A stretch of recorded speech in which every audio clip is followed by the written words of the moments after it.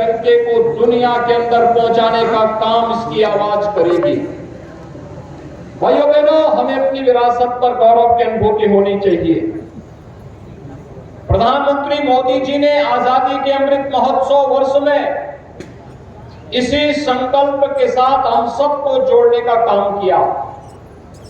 उन्होंने साफ कहा कि आजादी के अमृत महोत्सव वर्ष में हम सबको गौरव की अनुभूति होनी चाहिए कि हम सब भारतवासी अपनी आजादी के अमृत महोत्सव वर्ष को यानी 75 वर्ष के सफलता की इस कहानी के साक्षी बन रहे हैं। 75 वर्ष की यात्रा किस रूप में अनुपम है। जो ब्रिटिश कभी भारत पर शासन किया था, आजादी के अमृत महोत्सव वर्ष में वह भारत उस ब्रिटेन को पछाड़ करके दुनिया की 5वीं अर्थव्यवस्था बनता है। यानी ये भारत की प्रगति की एक नई कथा कहती है।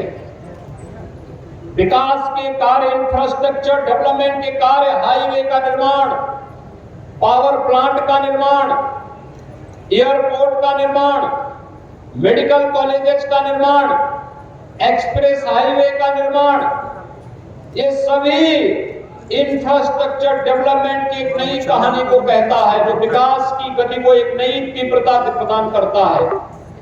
तो लोक कल्याणकारी योजनाओं का लाभ भी किस रूप में आम जनमानस को उपलब्ध कराने के लिए बिना भेदभाव के शासन की योजनाओं को हर द्वार तक पहुंचाने का कार्य हुआ है, यह किसी से छुपा हुआ नहीं।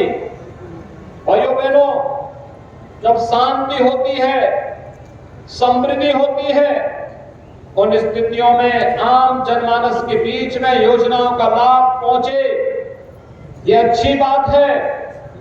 लेकिन जब विपत्ति होती है, हर व्यक्ति अपनी जान को बचा रहा होता है, उन स्थितियों में शासन की योजनाओं को घर घर तक पहुंचाने का कार्य आज जो संभव हो पा रहा है, यह प्रधानमंत्री मोदी जी के विजन के कारण ही संभव हो पाया है। आपने देखा होगा कोरोना कालखंड में पूरी दुनिया पस्त थी।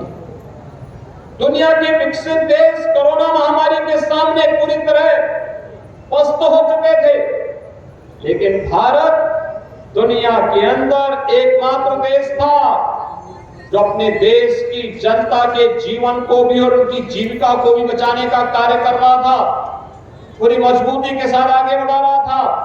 फ्री में टेस्ट, फ्री में वैक्सीन, फ्री में टीका और फ्री में खाद्यान्न की सुविधा भी हर गरीब तक पहुंचाने के लिए कार्यक्रम जिस युद्ध स्तर पर चल रहे थे।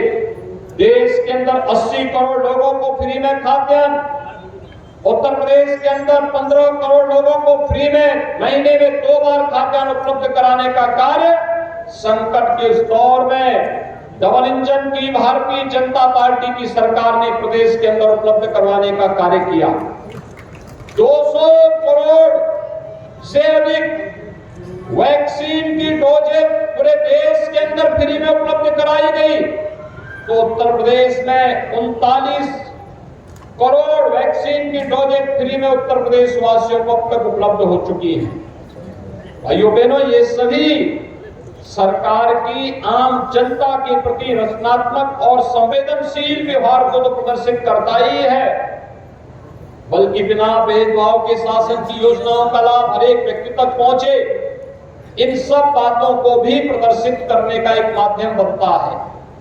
आज जब मैं यहाँ पर आया था देखने के लिए, मैं यहाँ पर इस थर्मल पावर प्रोजेक्ट को देखने के लिए आया था, क्योंकि कोरोना कालखंड के दौरान यहाँ पर एक समय लगता था कि अभी प्रोजेक्ट कभी पूरा नहीं हो पाएगा, लेकिन हम लोगों ने तय किया है कि मार्च 2023 तक यहाँ पे पहली यूनिट अपना 660 मेगावाट की पहली यहाँ पर यूनिट अपना काम करना प्रारंभ करे। सेकेंड यूनिट को जून 2023 तक पूरा करते हुए विद्युत उत्पादन का कार्य हो और देश के अंदर जहां कहीं भी यहाँ का विद्युत जाए वहां पर एटा का नाम जरूर अंकित हो कि एटा के माध्यम से बिजली मिल रही है, लोगों के सामने एक नई पहचान मिलेगी।